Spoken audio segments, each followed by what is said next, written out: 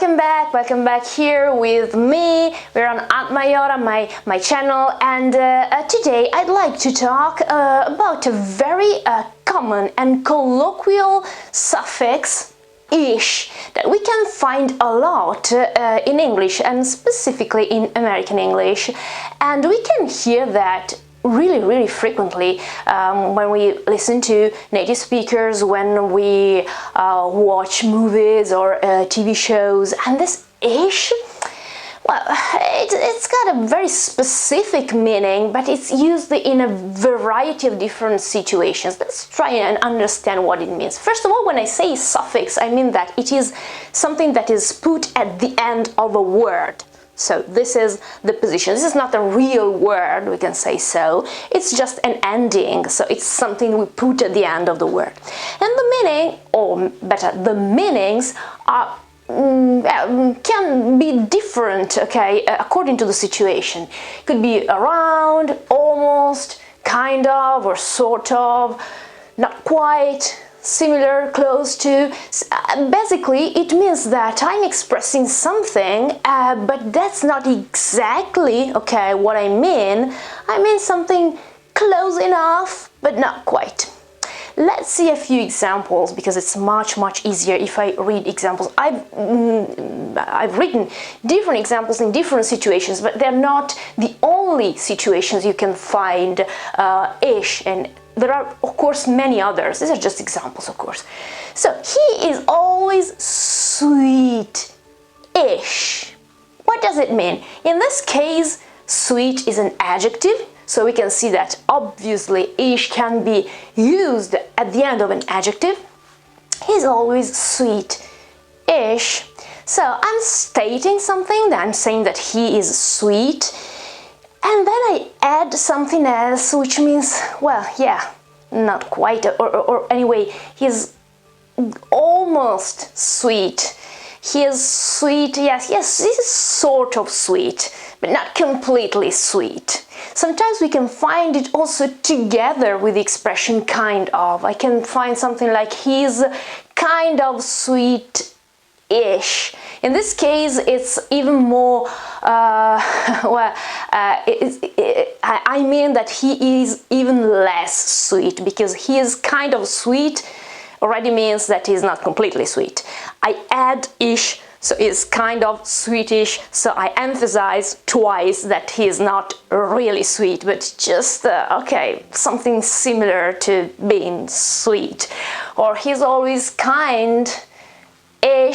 So yeah, he's kind, but yeah, not quite. Or sometimes it can be used also in a very ironical way, maybe a bit sarcastic or not always polite. An example, he's handsome-ish, or she's pretty-ish. This is quite, I mean, it's nasty. It means that I'm saying, okay, they are beautiful, they're handsome or pretty, but not quite. So I say something and I take it back, basically. It's not very kind. It's kind-ish. So, second example here. I'll see you at 5-ish.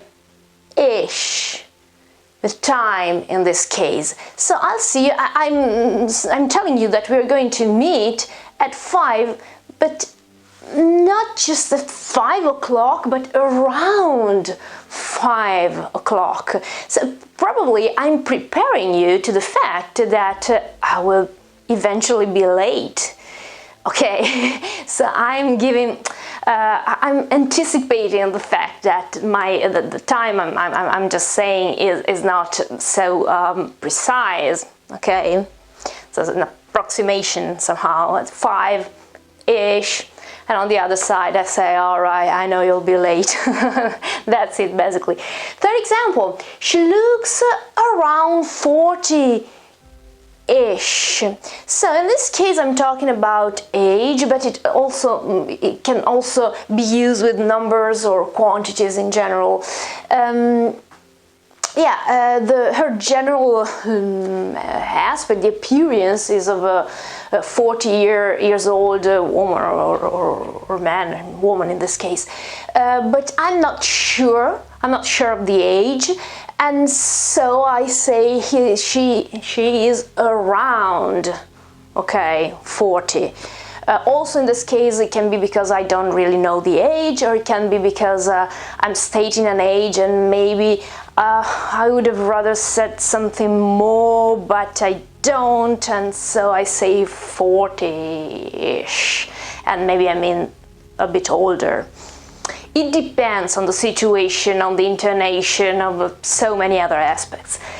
This is the most extreme way to use ish. So without a proper, ish is in this case is not added to another word. It exists, it's used by itself, which